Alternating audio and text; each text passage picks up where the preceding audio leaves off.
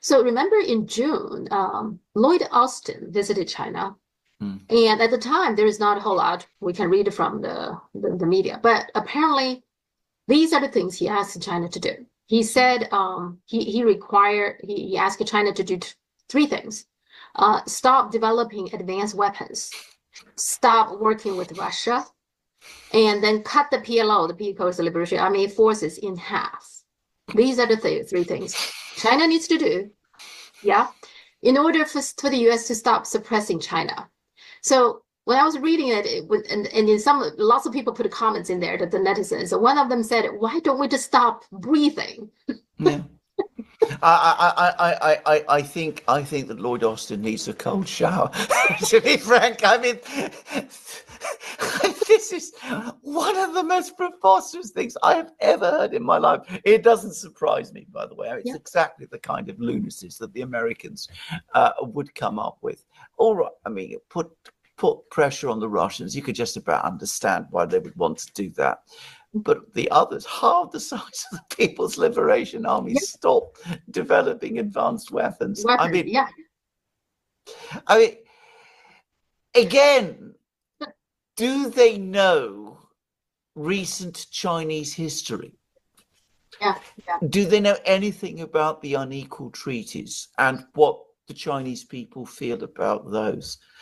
Do they seriously believe that the current government in China, having brought China to the level that it has achieved now, is ever going to agree to even a fraction of this?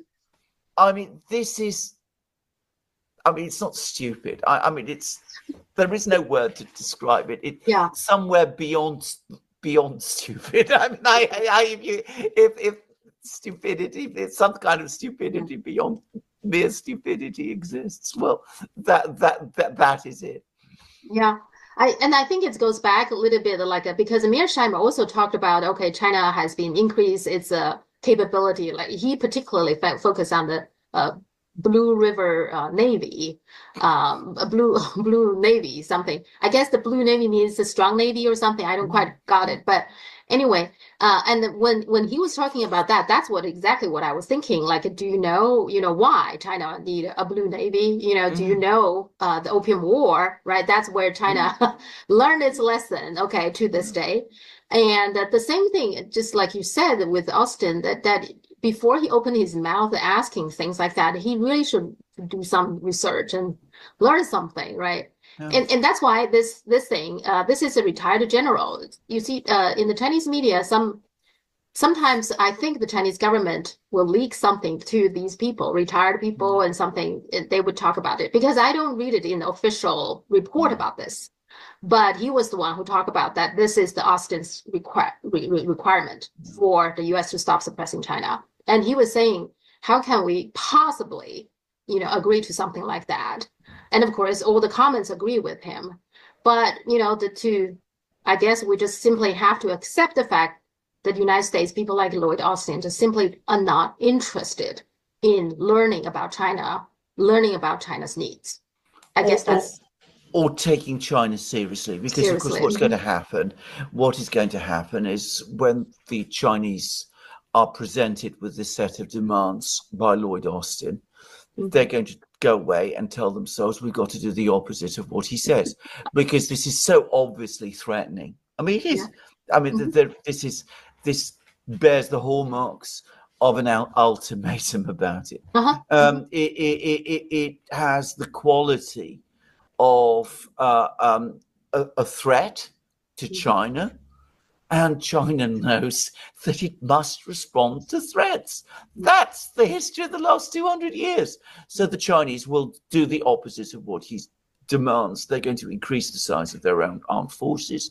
They're going to develop the technology of their armed forces further. They're going to build up their blue water navy, and they're going to strengthen their links with their friends, one of whom is, of course, Russia. I mean, it is inevitable.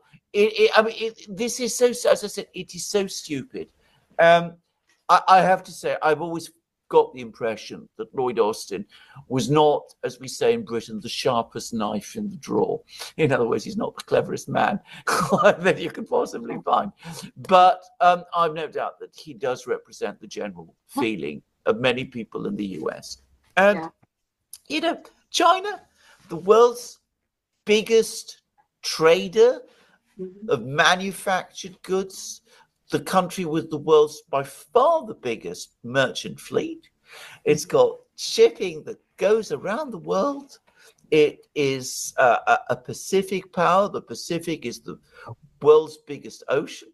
And it's not allowed to have a navy. I mean, it's just absurd. Yeah, and exactly. I mean, they were talking, going back to this conversation between Mearsheimer and Jeffrey Sachs. One of the panelists, one of those fancy people were talking about, okay, we need free navigation or something like that. And my question is, why would China do not want free navigation, right? I mean, China is the largest trading partner with the 140 countries. It serves China's best interest to have a free navigation. But somehow these people just assume, free navigation means the United States can do whatever it wants, but not everybody else, right? Well, that's exactly correct. The country that has the greatest interest in free navigation is the country that trades the most, which is China. Obviously, they are the world's biggest exporter.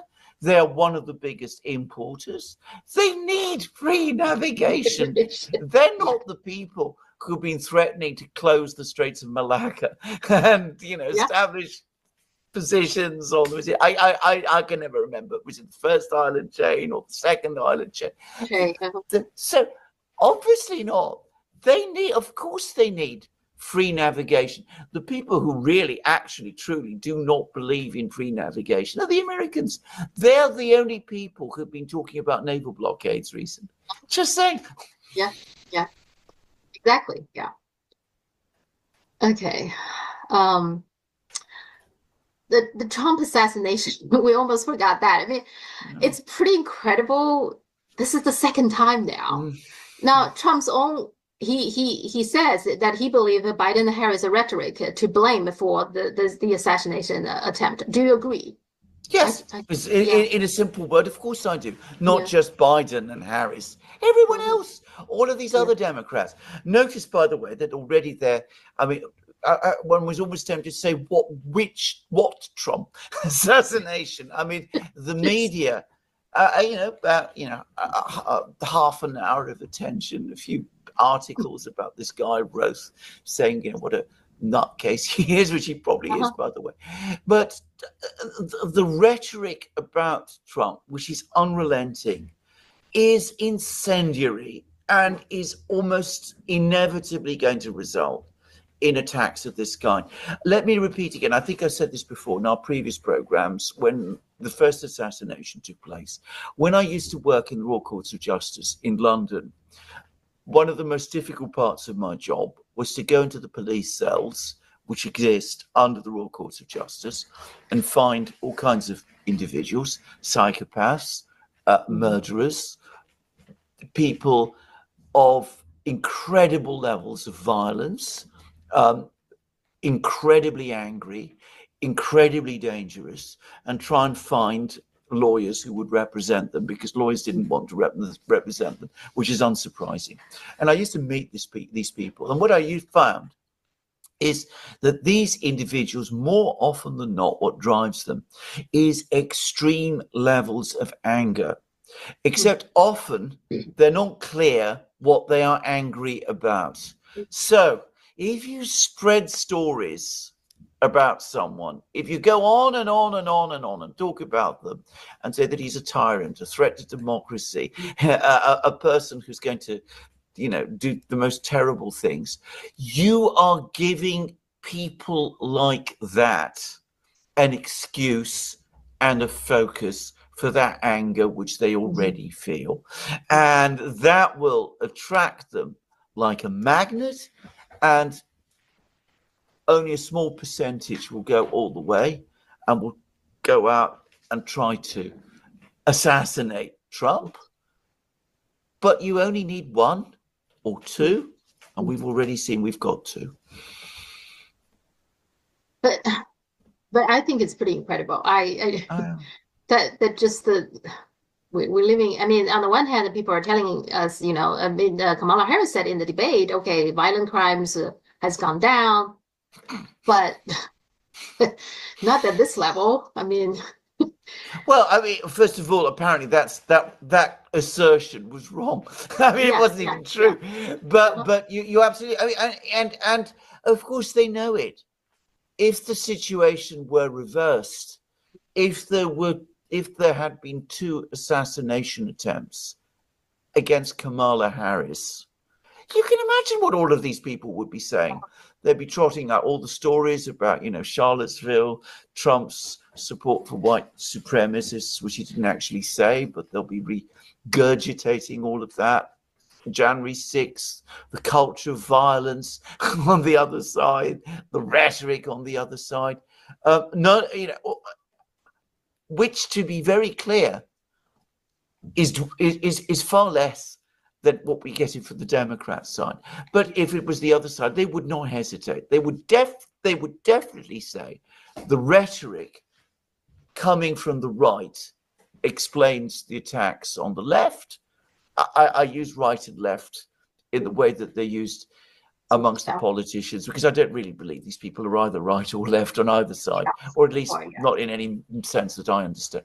But, you know, because, you know, it's Trump. Yeah. They pretend that there's nothing to see there, nothing to hear there, that all of this rhetoric is really not connected to what has happened. Yeah. And the other thing that got lots of attention in the Chinese media is, which the mainstream media should pay attention, but they don't, which is the Congress, the House passed the bill. It's basically anti-China propaganda bill. Yeah. It allocated $1.625 billion for 5 years to basically promote anti-China propaganda. That's what this bill is. Yeah. Now, so there are plenty of people, self-media people are saying, okay, this is what you accuse Russia is doing. And when Russia is doing this, I mean, we can discuss whether Russia has been doing that, but that they accuse Russia doing this. That is totally wrong. And, you know, we demand all kinds of investigation, this and that. But it's totally fine. We're doing that to China. Yeah. Right. And go on. I mean, it just, that's why Chinese netizens paid a lot of attention to this. Like, you haven't have enough anti-China rhetoric and propaganda. You need to double it. I mean, yeah, you need to double and treble it. And of course, if you make the point that you've just made, you know, that you're going to do the very thing that you accuse the Russians of. Always they trot out this thing, oh, that's whataboutism. That doesn't mean anything. With the implication that if the Americans do it, it's fine. But if anybody else does it, then it's outrageous. But that is very much, again, the assumption, the axiomatic assumption that the Americans always have in dealing with issues of this, things like this. But you're absolutely right. I mean, they're just piling on more anti-Chinese rhetoric on top of the Chinese rhetoric that already exists. They're not going to change anybody's views in China. I think that's the first thing to say. But unfortunately, this does spread poison in their own society. And we've seen that. Even many people, I mean, as you rightly say, I mean, I don't think most people in the United States are hostile to China. I don't think most people in the United States are antagonistic to China or to the Chinese culture or anything of that kind. But I think that it is creating a sort of sentiment among some people in America that there's something bad and threatening about China, even though they're never quite able to say exactly what it is. Yeah, a little bit like this assassin, right? Some kind of anger issue to start with. Yeah. They always need something or somebody to blame for. Yeah, exactly. So they've lost their job. It's not, you know, it's not economic forces or whatever. It's China that's responsible, or the mismanagement of the American economy. It's the Chinese who to blame. Yeah.